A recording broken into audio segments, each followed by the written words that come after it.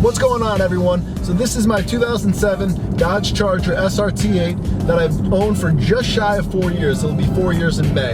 And if you follow me, you know that I will be selling this vehicle very soon. So I figured what not a better time to do it what I love and what I hate on my Charger SRT8. So if you haven't checked out the video before this, that was everything that I love about my Charger SRT8. And today we're going to be talking about everything I hate.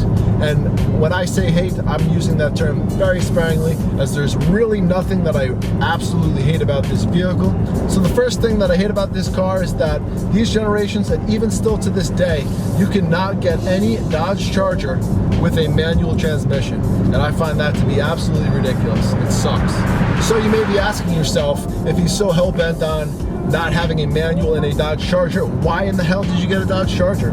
Well, to briefly answer that, I absolutely still love this car, regardless that it's an automatic. Yes, it would be 10 times better if it was in a manual transmission, but I love this car, and at the time, this was my dream car. Well, come on, Dodge, you're killing me.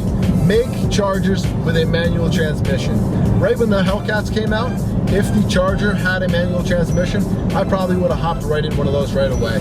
So yes, the fact that all Dodge Chargers come with just an automatic transmission is very frustrating, and definitely one thing that I hate about this car. The second thing that I hate is the interior here. These interiors back then were very cheap. They were definitely made of all cheap plastics. There was really nothing to them. And being that this is an SRT8, the top level of a Charger and the performance Charger, you would expect this to be at least a little bit nicer as an interior, but no. So you have these cheap plastics everywhere. The layout is pretty boring. It is pretty plain. I really don't like the interior whatsoever. So as you can see here in my car, I have some carbon fiber accent pieces that I've added here just to spice up the interior a little bit, because without it, the interior is really boring, plain, blah. However, since the 2012 models and forward, the interiors are absolutely gorgeous.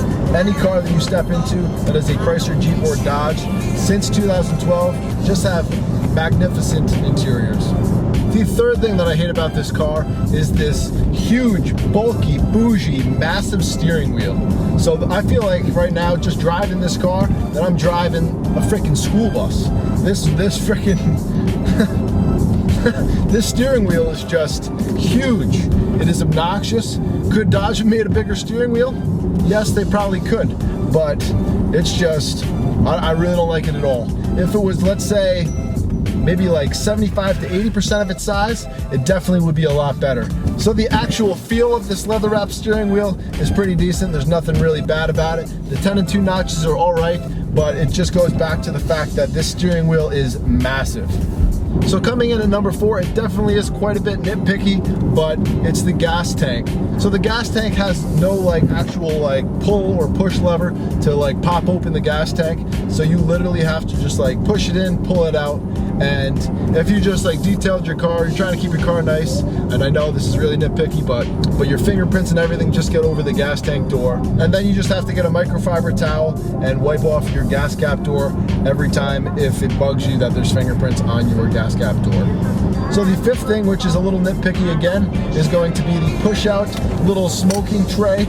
I guess it was part of like the smoker's package for the car. So every time I go down and try to grab some coins in this little coin tray or whatever I have down here to grab, I don't even really have to just like tap this thing, and it'll just push right out, and it's just an annoying little thing that's right there.